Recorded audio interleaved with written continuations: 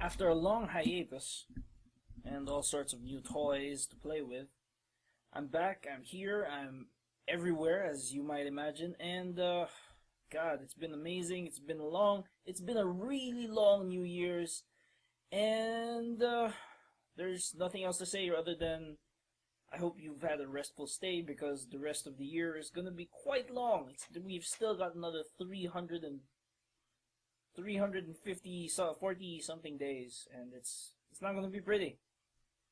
Anyway, this is Extreme Wirehead, and I'm back,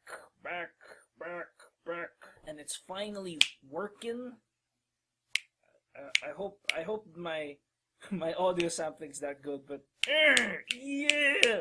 But this is Remains of the Day, where I talk about three different things that were interesting. That's only requirement, only real thing that needs to be done, and I just talk about them for a while. My squeaky chair really annoys me, but otherwise, whew, it's been quite a while. There's really not much else to say other than that, so why don't I just get on with it, because I'm still getting used to this whole new setup and how exactly I'm supposed to light everything. But I am more prepared than usual. God, I am so terrible at this. Pat myself on the head. But let's get started. The first thing on is this thing. Not sure. Sorry. The first thing is this thing. I'm not sure if you can see it properly. These. I don't really understand why plastic covers for your three-pronged devices. I can understand it in some situations where you have like a grounded metal piece to make sure that the device doesn't break itself, but on some strange occasions it's just a big piece of plastic, and that's kind of weird. Maybe it's just me. Maybe I'm just overthinking it, but growing up on like the fish the happy face the happy face the happy face outlets, seeing these things that he's drooping, no sorry, he's Chinese, and he has a big O on his face like this, and that's just it looks kind of weird to me. Other than that, just a little piece of plastic that really it irritates me just a tiny bit. What the hell am I talking about? But that's the first thing. The second thing on the list would probably be it's been happening a bit. There's a little bit of rain, and that's it's more than I can say about where I've been. I've been to a bunch of places where it's just cool. And when you live in a tropical country, you don't know what temperature to be happy about, because it's either going to be freezing cold because of the stupid typhoon, or it's going to be blazing hot because of the hot sun. And it's there's very few instances where you end up with a nice in-between and you can live with it, because that just doesn't happen. It's never that convenient. I wish it was, but it's never going to be that convenient. But otherwise, rain, yeah. I've never actually seen snow. That's never been a thing. I might eventually, but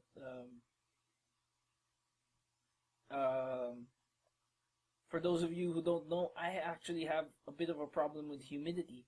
Yeah, you live in like a tropical country and you have a problem with humidity. It's a big deal, because sometimes it's too humid, sometimes it isn't humid enough, and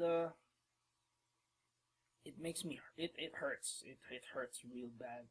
And by bad I mean on my skin, and I have to deal with excruciating pain, much like pieces of metals being stabbed at like this.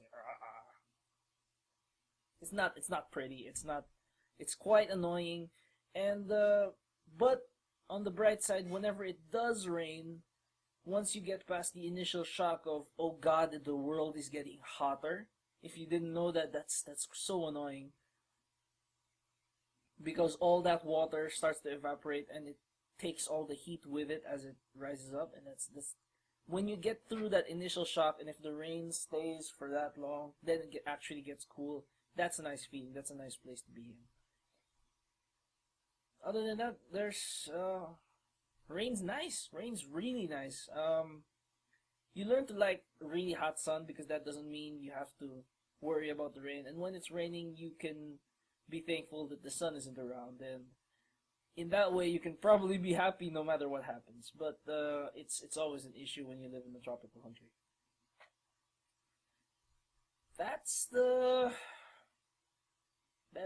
second thing down, and the third thing is I would just have to say the New Year was quite the event. There were so many things happening. I had to go to so many places, take people to a lot of different places, eat a lot of sushi, stay like a good 4 days in Hong Kong, just bumming around. I don't even think about these sort of things, but I ended up doing it anyway.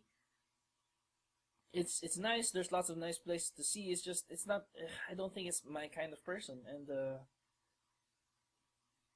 I did like Hong Kong. I'll have to say that I did like Hong Kong, except for the noisy Cantonese because they sound really angry. If you've ever talked to a Chinese person who lives in Hong Kong, majority of them will be Cantonese. And the problem with Cantonese is the normal way they speak is like ah, ah, ah. They're really angry. Like come on. What do you want? What's up? Well, what do you need? Get out of here. But they don't mean any harm. They don't mean any harm by that. It's just that's the personality that their community builds, and I don't like it too much. It's really hurts. God, it really hurts your ego. But other than that, Hong Kong was nice. There's lots of nice things to see. I didn't get to buy too much, but oh well. Anyway, I know I have things to do. I have a lot of things to do. I have a lot of places to be. I have a lot of things to find. God, I'm missing a lot of things. But, oh God. Anyway, I guess we can just end it there.